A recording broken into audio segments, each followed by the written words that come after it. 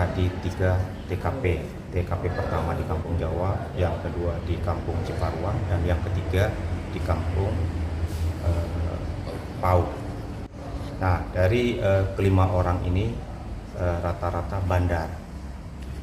Penangkapan dilakukan pada saat transaksi jual beli, pembeli dan penjualnya kami tangkap semua.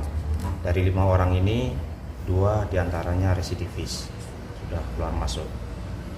Untuk pasal yang dipersangkakan yaitu pasal 114, junto pasal 111, junto pasal 112, dan junto pasal 132 Undang-Undang Nomor 35 Tahun 2019 tentang narkotika. Ancaman hukumannya paling singkat 5 tahun dan maksimal 20 tahun.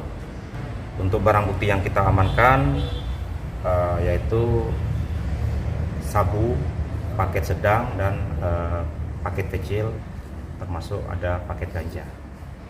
Ya, untuk ininya modelnya sistem langsung face to face antara pembeli dan penjual. Ada juga yang sistem main lempar. Informasinya disuplai dari mana, Pak?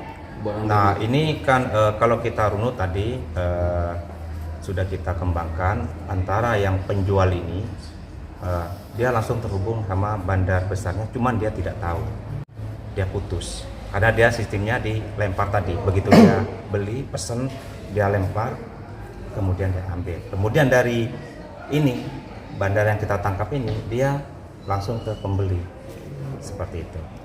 Mereka sudah ditarget atau gimana, Pak? Ya, memang sudah kami target karena dia memang kategori pengedar juga di kampung.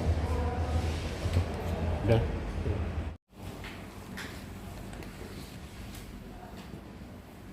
Oke.